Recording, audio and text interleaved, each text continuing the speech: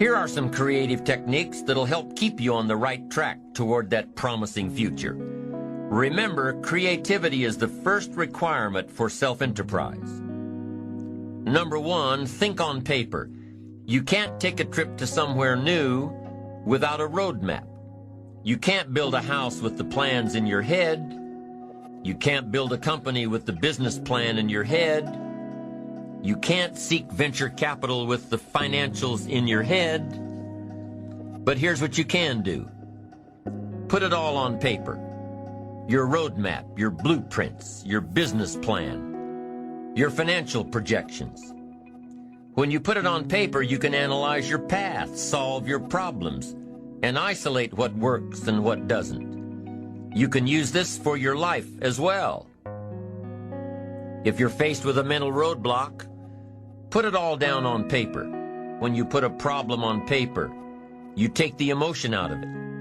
With the emotion gone, you can look at the roadblock objectively. You can figure out what you did right, and you can figure out what you did wrong. You can figure out how to change it.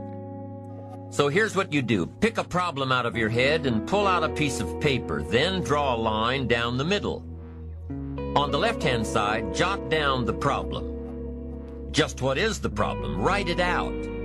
We've got so much going on in our heads that we can't figure things out until we take a piece of it out and put it on paper.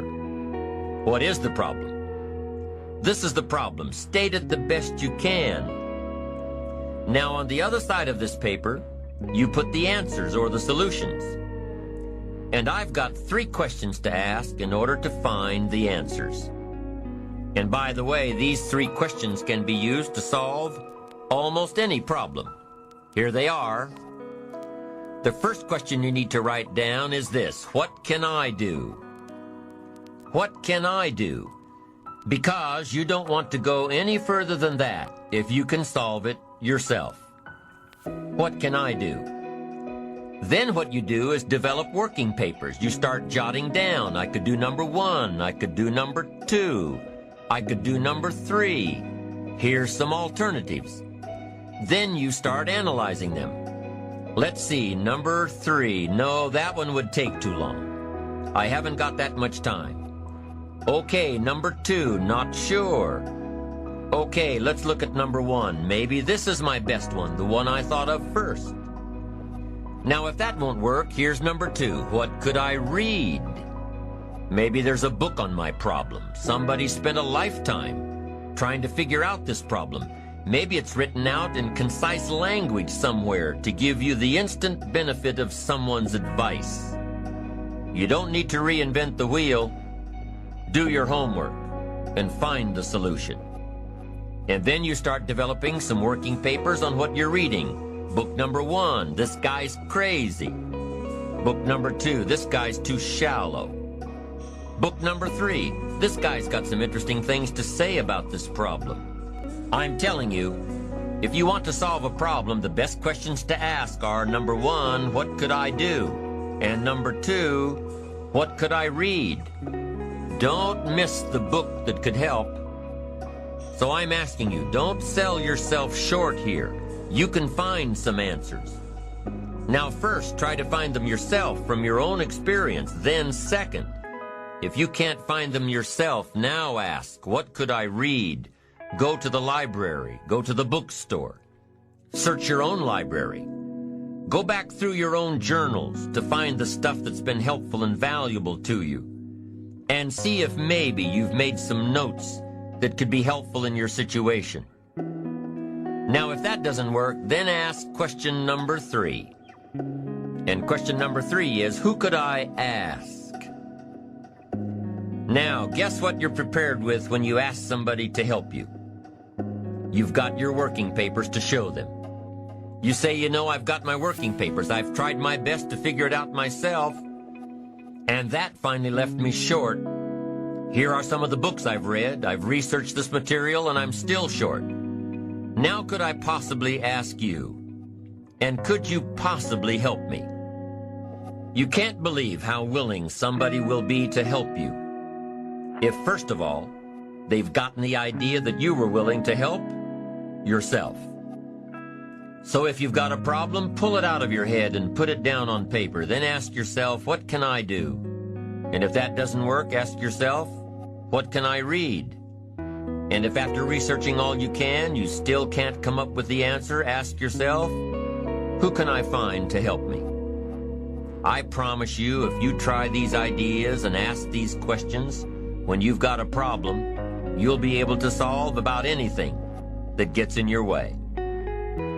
The second step to keeping yourself on the right track and being self-enterprising is to develop the ability to brainstorm. Develop the ability to brainstorm. We hear this term all the time, but what is brainstorming? Just what it sounds like, letting your brain go. Being free from all the inhibitions and objections and negatives. Just putting an idea into your brain and letting it take off, free associating. Not planning a train of thought, but thinking freely. Now, if you're planning a creative strategy session with your associates, a brainstorming session, let me give you a little hint. Effective brainstorming can only happen if you're free from your ego. You can't be worried about saying something stupid or silly or something totally off the wall, because your silly thought may trigger someone else's brain to take it one step further. Brainstorming in a group is an experience of collective thought, an experience of developing one idea or several ideas through a variety of thought processes. Here's another hint on brainstorming. It can't be effective unless everyone involved is comfortable with each other. If you don't feel comfortable within the group, you may withhold the very thought that provides the solution to the problem. You may withhold it because you don't want to appear stupid. How do you think all the advertisements you see on TV and in the magazines get created? How do you think some of those crazy campaigns are born? The process happens through hours and hours of creative brainstorming and working papers. Every member of the team jots down notes, and one idea builds on another idea, and another, and pretty soon, a campaign is born out of the collective thoughts of the group. Now, I don't believe that the best decisions are made by committee, but great ideas are often created by committee. That's number 2 to keeping on the track of self-enterprise. Finding answers through brainstorming, whether you're letting your brain go by itself or whether you're part of a group. Brainstorming can often lead you to solutions. Solutions you'd never have thought of if you'd imposed parameters on your thought process.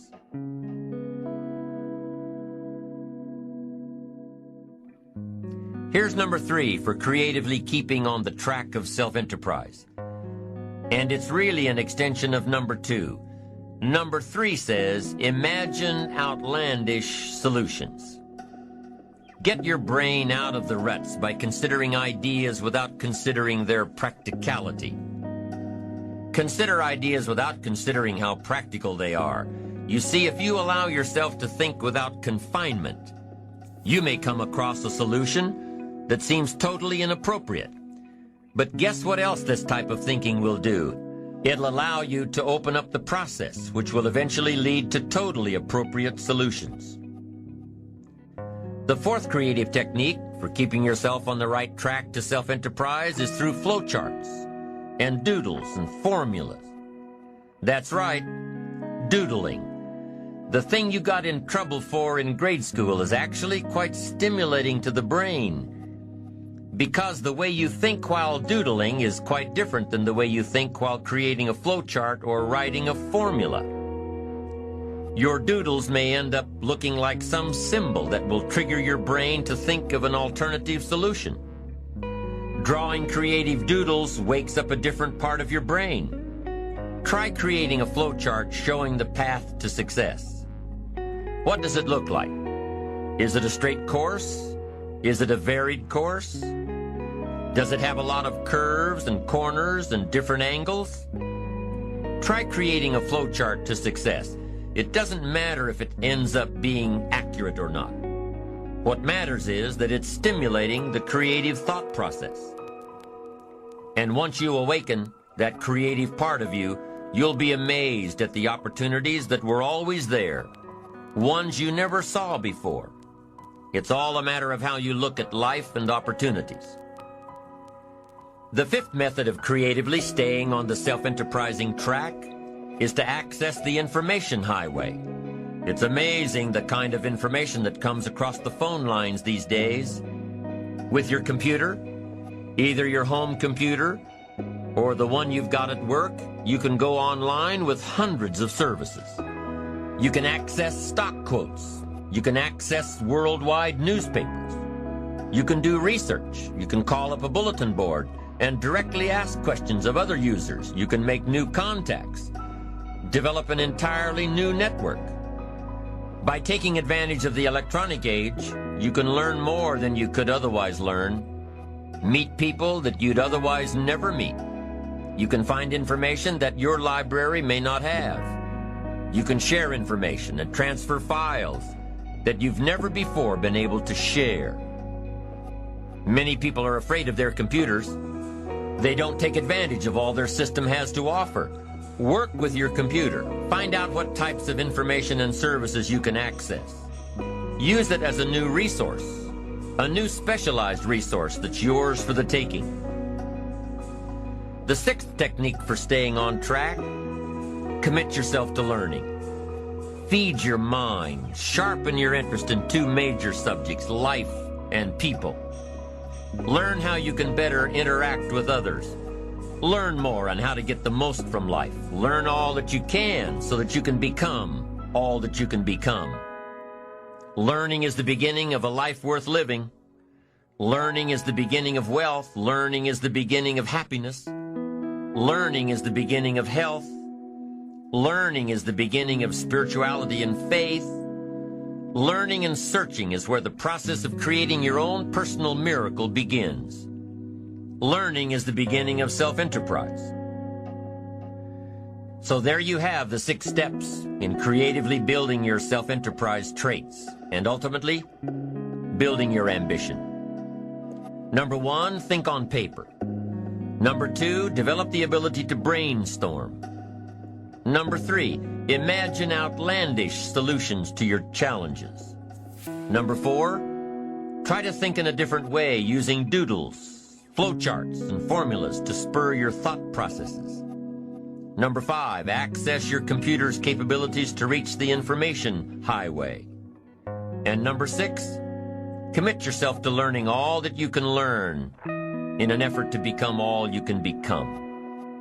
Those are the 6 steps to creatively developing your self-enterprise.